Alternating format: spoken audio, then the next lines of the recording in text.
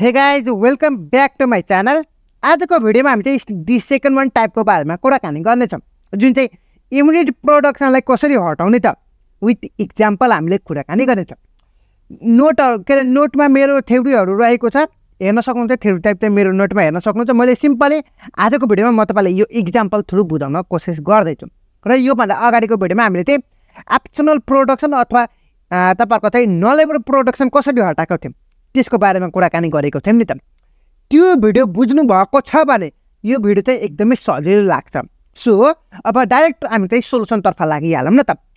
पहिला unit production भनेको के हो त्यसको बारेमा कुराकानी गरौँ, त्यसपछि हामी चाहिँ सोल्युसनतर्फ लागौँला।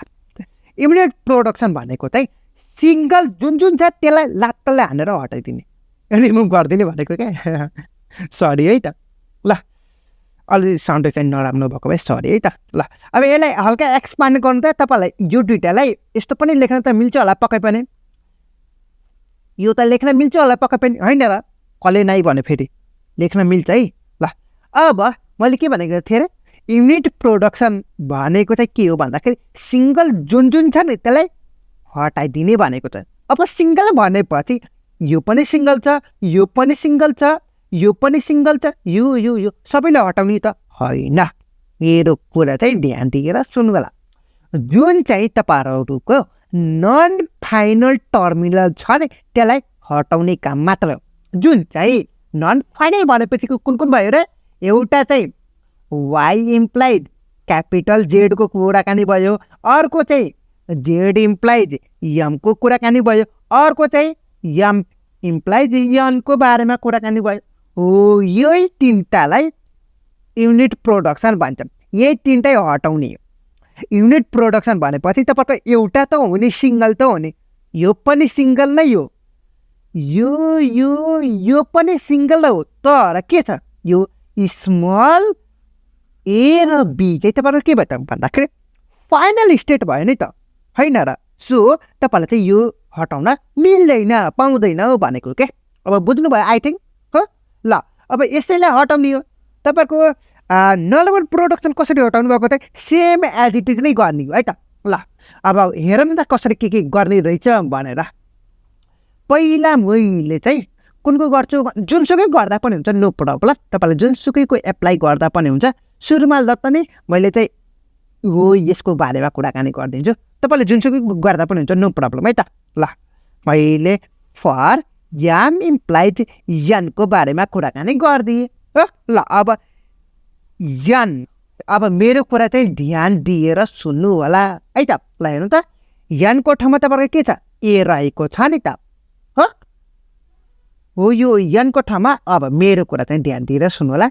यम इम्प्लाइज यन छ, अर्कोमा चाहिँ तपाईँको यन इम्प्लाइज ए छ। सो एज अ होलमा तपाईँहरूले यो अब हेर्नु चाहिँ जस्तो कि एक कुरा क्या, यो यनको भ्यालु, सपोज तपाईँहरूलाई यमको भ्यालु 17 दिएको छ, यनको भ्यालु 15 दिएको छ, सीको भ्यालु 16 दिएको छ। सरी यो त इक्जाम्पल नै भएन। यस्तो के तपाईँलाई यो यन चाहिँ यहाँ पनि यन छ। सो एज अ होलमा यम इम्प्लाइज ए चाहिँ के लेख्न पाउनुहुन्छ भन्दाखेरि एज अ होलमा यम इम्प्लाइज ए चाहिँ स्मल ए लेख्न पाउनुहुन्छ भनेको क्या। यो र यो हेर्नु त, यो दुईवटा यहाँ चाहिँ यम इम्प्लाइज यन छ, तर यनको भ्यालु चाहिँ ए दिएको छ नि त। सो यो लेख्न पाइयो। अब युनिट प्रोडक्सन भनेको चाहिँ सिम्पली हटाउने काम हो, हुन त। अब भ्यालुहरू राख्नु, अब हेरौँ त के हुँदो रहेछ भनेर है त। ल सिम्पली हामीले चाहिँ भ्यालुहरू एड गर्दै के हुँदो रहेछ हेर्दै जाऊँ न त। हामी चाहिँ फर्दर चाहिँ तपाईँहरूको कुराकानी गरिदिनेवाला नै छौँ। सो अब यम कहाँ छ अथवा यन कहाँ छ त त्यसको बारेमा कुराकानी गरौँ त, यहाँ के रहेको छ भनेर है त। यसमा चाहिँ छैन, यसमा चाहिँ छैन, यसमा चाहिँ छैन, जस्ताको तस्तै भयो भन्न खोजेको छु। यो तिनवटा पहिला जस्ताको तस्तै लेखिदिउँ, X Y A Y capital Z small भयो। अब कुराकानी यतापट्टिको पार्ट भयो, होइन र? ल हेर्दै जाऊँ त, यो भाग भयो, यम रहेको छ नि त। सो जेड इम्प्लाइज यम नै भयो। यो यनको ठाउँमा के राखिदिने अब त भन्दाखेरि यो ए भनेर राखिदिने के, यति काम मात्र हो। भ्यालुहरू गरेर टिप्पीलाई राखिदिने, हटाउनु भन्दा नि टिपेर राखिदिने।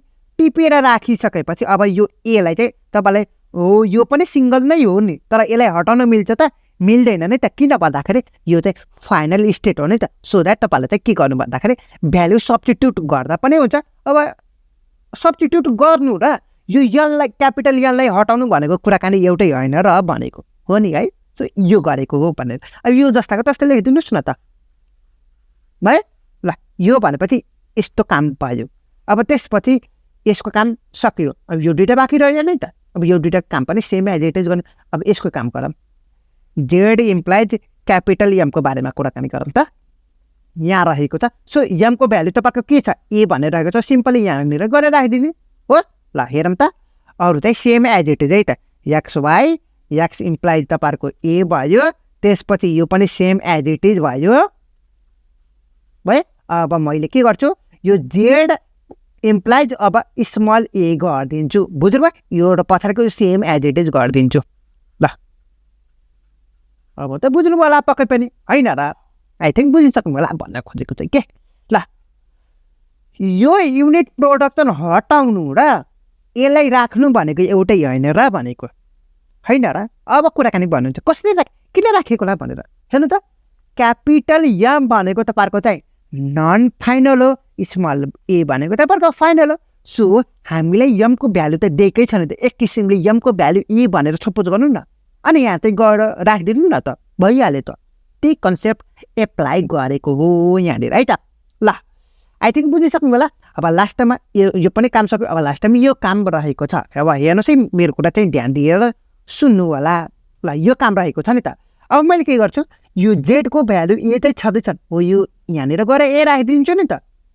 कि आपत्ति भयो त? भएन होला पक्कै पनि। अरू चाहिँ सेम एज इट इज सारिदिन्छु है त।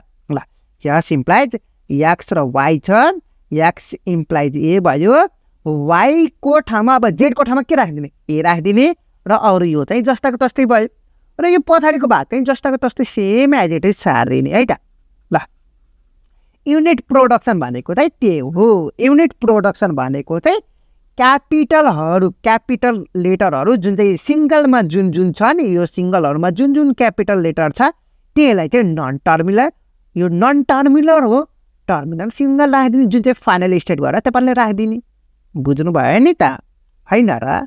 ल जुन चाहिँ यो चाहिँ नन फाइनल सिम्बलहरू भयो भन्न खोजेको चाहिँ फाइनल जुन चाहिँ त्यो टिपेर राखिदिने भनेको क्या है।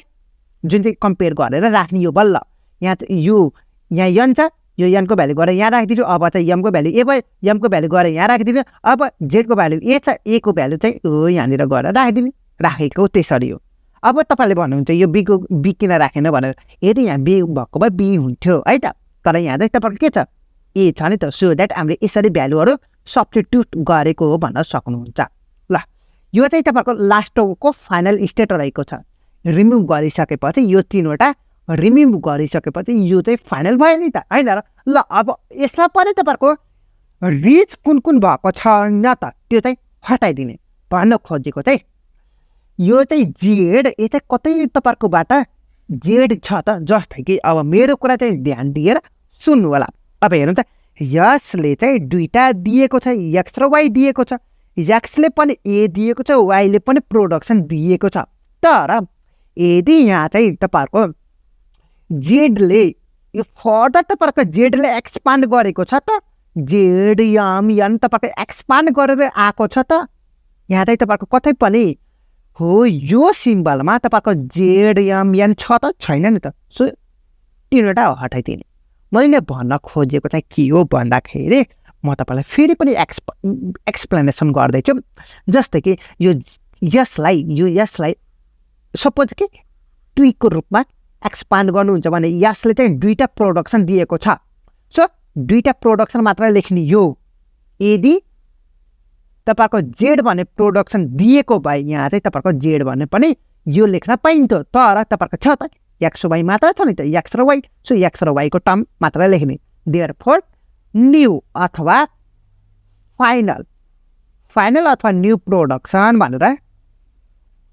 प्रोडक्सन भनेर यस इम्प्लाइज एक्स र वाइ भयो। त्यसपछि एक्सको फर्दर डिभाइड गरेको छ, वाइको पनि फर्दर डिभाइड गरेको छ नि, फर्दर डिभाइड गरेको छ नि।